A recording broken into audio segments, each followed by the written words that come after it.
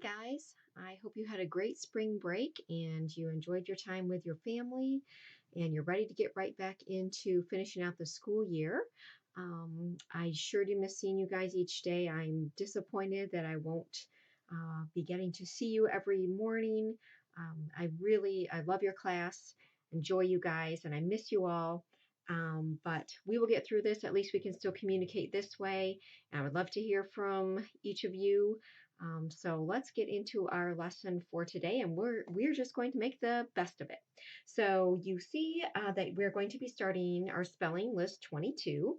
So if you forgot to bring your spelling book home, or if you didn't bring it home because we thought we'd be back after spring break and now we're not, don't panic. I've attached the list for you of the spelling words, and I made the vocabulary slideshow so that you can look through that and learn your vocabulary words as well.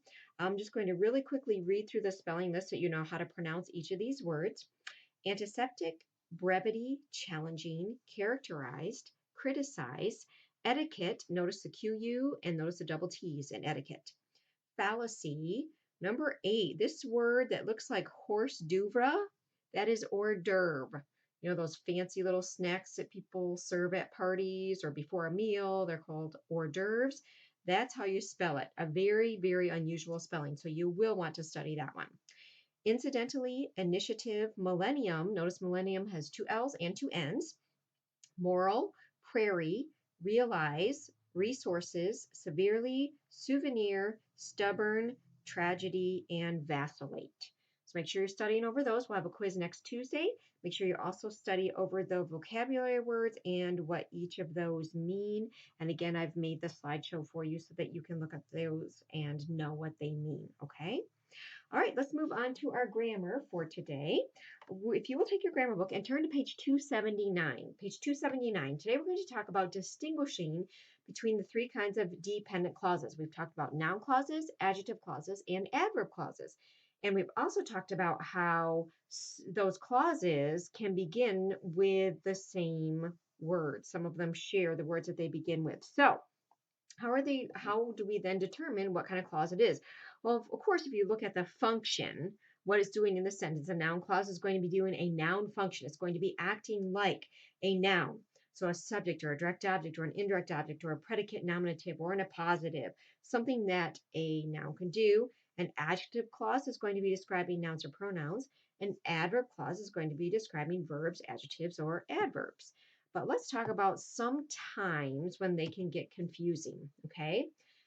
Adjective clauses are often introduced by words that can also introduce noun or adverb clauses, okay? Words like who, whom, whose, which, when, where. Those can introduce any one of these types of clauses. So how do you know? Well, I want to hopefully give you a couple tricks today to help you know. First of all, a clause is an adjective clause if the introductory word, that who, whose, when, that word has an antecedent in the other clause. Remember what an antecedent is. An antecedent is the word to which the pronoun is referring. Okay? So if the introductory word in the clause has an antecedent, then you know it's an adjective clause. So look at the example here. Select a time when we can meet. When we can meet, what would be the antecedent in that sentence? Well, when we can meet is talking about what? It's talking about time. So when we can meet has an antecedent, time is the antecedent, therefore we know, okay, this is an adjective clause. Let's use the same one. I do not know when we can meet.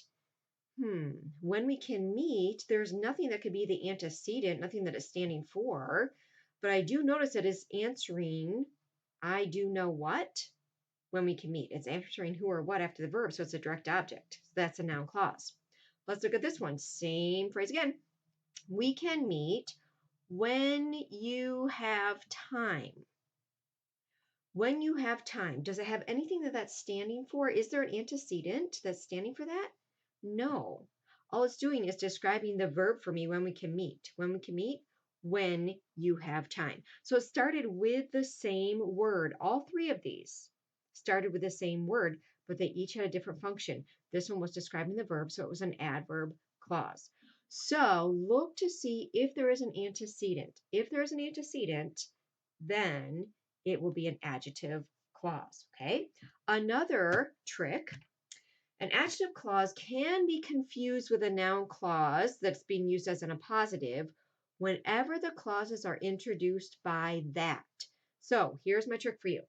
Use a substitution trick. If you see a clause that begins with that and you aren't sure, is this an adjective clause describing the noun, or is it an appositive? Is it a noun clause functioning like an appositive? Because remember, an appositive follows a noun and further explains that noun. So how do I know? Use a substitution trick. If you can say which instead of that, if which can be sensibly substituted, then the clause is adjective. So use the which substitution trick to see. Okay, so let's look at this one. The suggestion that we leave early was well received. Well, let's try the which substitution trick. The suggestion which we leave early was well received. Does that make sense still? No, it doesn't. So I know, okay, that can't be an adjective clause then. It has to be a noun. It has to be in a positive explaining suggestion. But let's look at this one. The suggestion that we contributed was well received. Well, let's try our substitution trick. Could I say which here? The suggestion which we contributed was well received. Yes, I could do that and it still makes sense. So that one that I know is an adjective clause. Okay, so let's practice. Look at exercise A. The clauses are already italicized for you. You just have to tell me whether they are noun, adjective, or adverb. So let's go through and let's try it, okay? Number 1, if God's people will faithfully obey him. What did you say? Adverb, good. Number 2, Minnesota, which is called the North Star State, is also called the land of 10,000 lakes. What did you say? Adjective is correct. Number 3, the truth that patience can grow in adversity is taught in the first chapter of James. It says that. So is it adjective or is it noun function like an appositive? Well, let's do our substitution trick. Can I put which in there?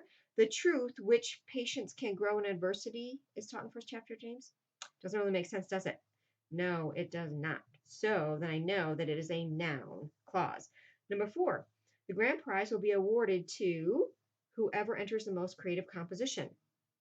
I hope you said no because it's the object of the preposition. Number 5, he is a friend that you can count on. Let's try our which trick. He is a friend which you can count on. Does that work? Yes, it does. So it is an adjective clause. All right, let's look at number 6. We reform others unconsciously when we walk uprightly. What is it doing? It's telling me when we reform, right? So it's adverb. Number 7, whosoever shall call upon the name of the Lord. What do you say?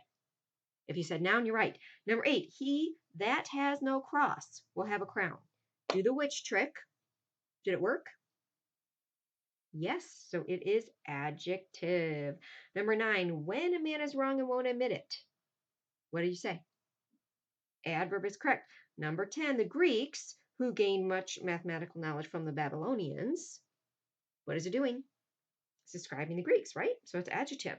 Number 11, the astronomer did not know when the comet would return. He did know what? When the comet would return, functioning as direct object, so noun. Number 12, our soccer coach selected a date when all the alumni could come.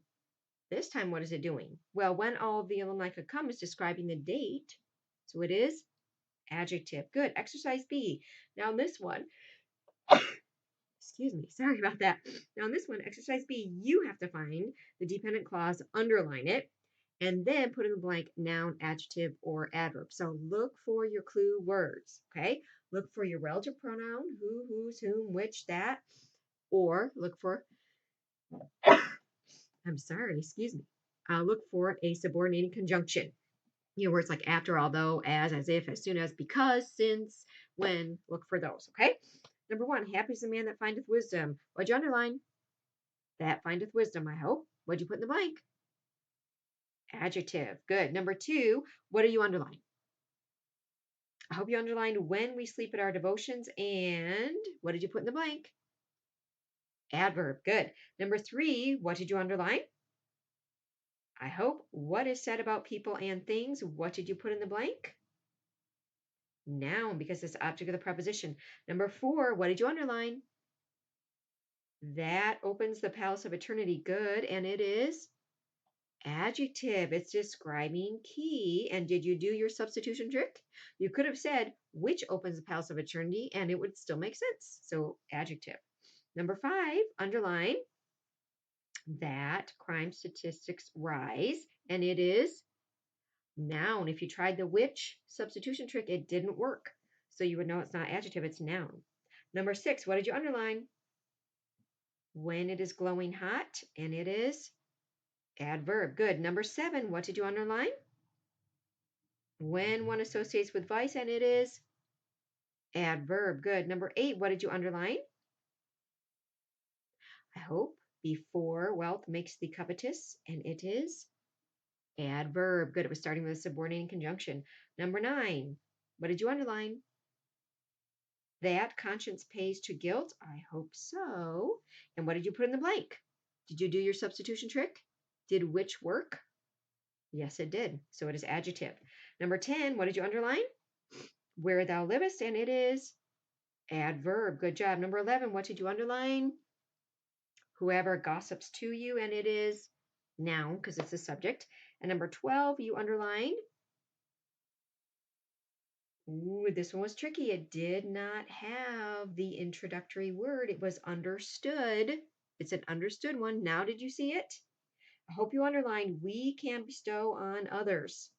Just left out the that. It's understood, right?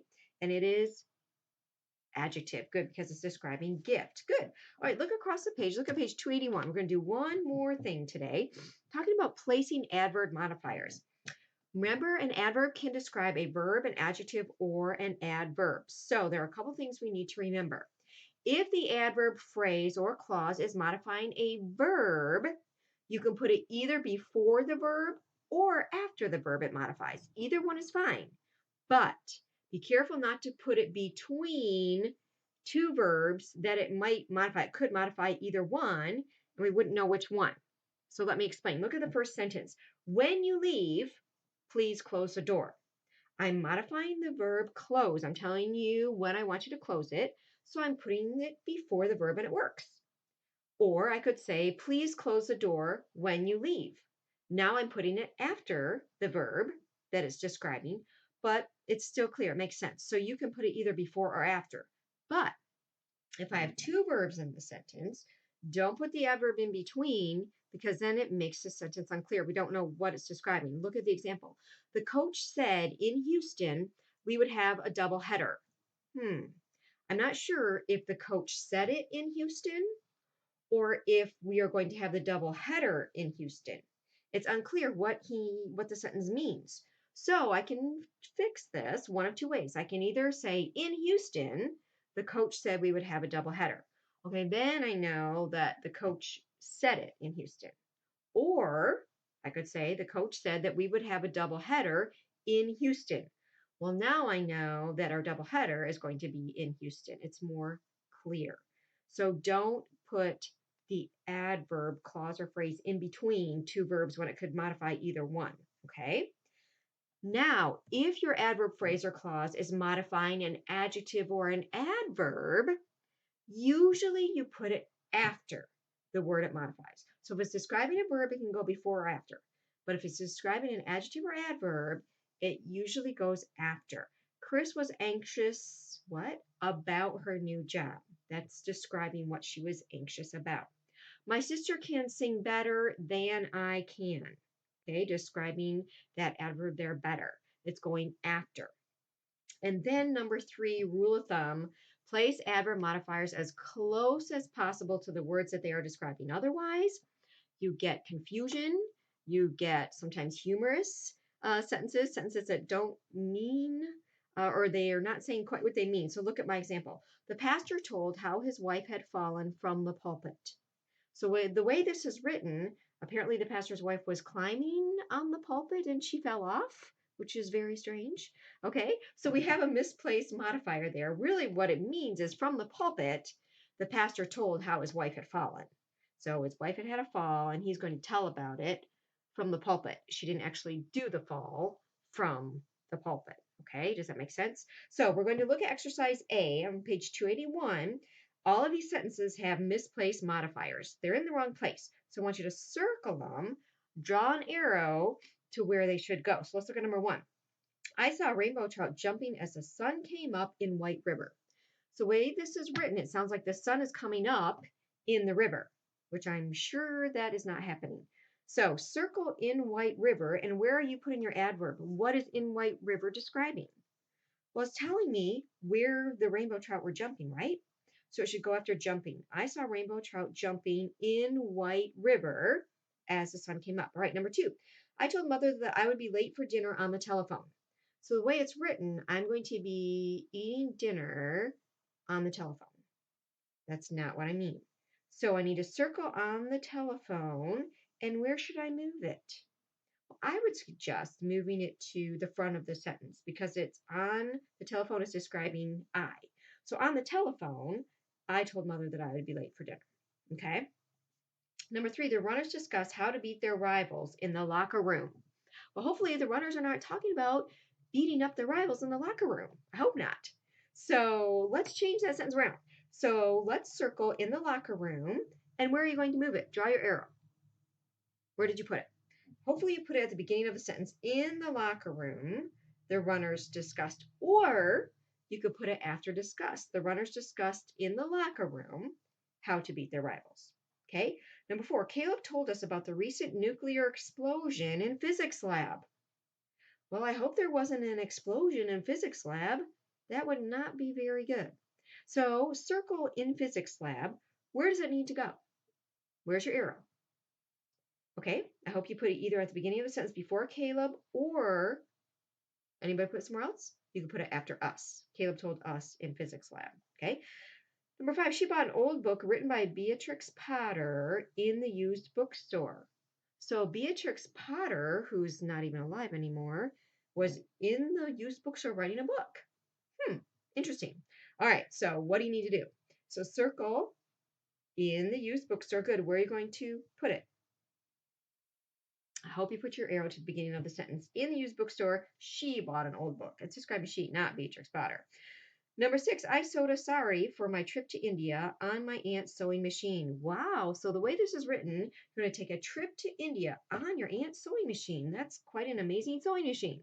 So what do we need to do? What are you circling? I hope you circle on my aunt's sewing machine. Where are you going to put it? I hope you put it at the beginning of the sentence. On my aunt's sewing machine, I sewed a sari. Okay. Number 7, Tim found a picture of Grandpa as a boy in the dresser drawer. So unless this picture is a picture of Grandpa in a dresser drawer when he was a boy, it's not written correctly. We have a problem here. So what are you going to circle, first of all? In the dresser drawer. And what is that describing? Okay, where should we put that? I would say to put it either at the beginning of the sentence, in the dresser drawer, Tim found a picture of Grandpa as a boy, or Tim found in the dresser drawer a picture of Grandpa as a boy. I prefer putting it after Tim found. Okay, but you could technically put it at the beginning of the sentence as well. Number 8, the teacher mentioned on Friday we would see a special film. Okay, here we go. This is one of those confusing ones. Rule number 3. Did the teacher mention it on Friday, or are we going to see the film on Friday? So what do you need to circle, and where does it need to go? Circle on Friday. That's the confusing part. Where did you put it? Well, you have 2 correct answers. You could either put it at the beginning of the sentence, or you could put it at the end. Number 9, I heard about the massive snowstorm on the radio. So there was a snowstorm on the radio? I'm pretty sure that's not what it means. On the radio, I heard about the massive snowstorm, or you could say, I heard on the radio about the massive snowstorm. Remember, you want to move those modifiers as close to the word as they're describing as possible. Number 10, Mr. Olson learned to speak English before he came to America in a private school. So did he learn to speak English before he came to America, or was he in a private school before he came to America? I'm not sure. So what am I circling? Before he came to America, where are you putting it? You can either put it at the beginning of the sentence or the end of the sentence. Okay, good. That's all we're going to do for today. So I hope you enjoy the rest of your day, and I will talk to you tomorrow.